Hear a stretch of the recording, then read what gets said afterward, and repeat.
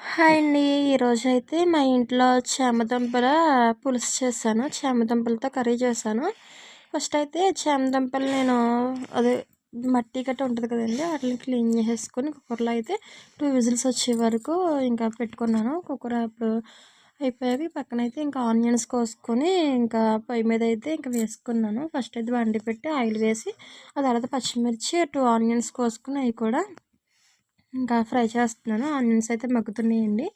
ఈ పక్కనైతే ఇంకా చామదుంపలు కూడా ఒలుచుకొని పెట్టుకున్నాను. ఒలిచేసేసుకున్నాక చామదుంపలు ఇంకా వాటికి చిన్న చిన్న ముక్కల కింద కోసుకొని ఇంకా ఫస్ట్ అయితే ఇంకా కారము ఆనియన్స్ అయితే మగ్గిపోయాక కారము ఉప్పు వేసుకొని ఇంకా తర్వాత అయితే ఇంకా చామదుంపలు కూడా వేసేసుకున్నానండి.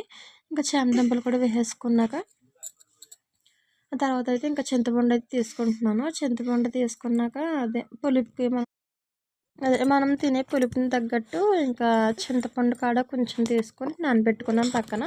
ఈలోపైతే ఇంకా ఆనియన్స్‌లో ఇంకా ఉప్పు, కారం వేసాం కదండీ! అది కూడా మగ్గిపోయింది. ఇంకా చామదుంపలు కూడా వేసేసుకొని ఇంకా మగ్గబెట్టేసుకుంటున్నా. అవి కూడా ఫ్రై అయిపోయాక ఇంకా నేనైతే ఇంక మీకు వాయిస్ ఓవర్ ఇస్తుంటే మా బాబేమో ఊ ఊ అంటున్నాడు. ఆడికేదో చెప్తున్నట్టు. తర్వాత అయితే ఇంకా వాటర్ వేసుకుని వాటర్ ఇంకా కొంచెం బాయిల్ అవుతుందని ఇంకా చింతపండు నానబెట్టుకున్నాను కదండీ! ఆ చింతపండు రసం కూడా వేసేసుకొని ఇంకా కర్రీలో ఇంకా మగ్గిపోతుందండి కర్రీ. ఇంక పక్కనైతే ఇంకా మసాలాకైతే ప్రిపేర్ చేసుకున్నాను. జీలకర్ర, వెల్లుల్లిపాయ రెబ్బలు అలాగే కొంచెం ధనియాలు కూడా వేసుకొని మిక్సీ పట్టుకున్నాను. కర్రీ టేస్ట్ అయితే చాలా బాగుందండి. మీరు కూడా ట్రై చేయండి. మా స్టైల్ అయితే చామదుంపల కర్రీ ఇలా వండుతాం. మీరు కూడా ట్రై చేయండి. కర్రీ అయితే సూపర్ ఉంటుంది. మీరు కూడా ట్రై చేసి మీకు కూడా నచ్చిద్దని అనుకుంటున్నాను.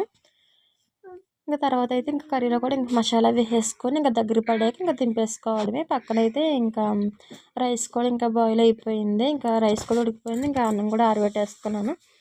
మేమైతే అన్నం వార్చుకుంటామండి హెల్త్కి మంచిదని. కొంతమంది అయితే అదే ఎవరిష్టం వాళ్ళదండి. ఇంకా రైస్ కుక్కర్లో కట్టి పెట్టుకుంటారు. మేమైతే వార్చుకుంటాం హెల్త్కి మంచిదని. ఇంకా తర్వాత అయితే ఇంకా నేను కూడా ఇంకా రైస్ పెట్టేసుకొని ఇంకా తినేసాను. వేడి వేడి పులుసు వేసుకొని ఇంకా రైస్లో ఇంకా చాలా బాగుంది టేస్ట్ అయితే. మీరు కూడా ట్రై చేయండి.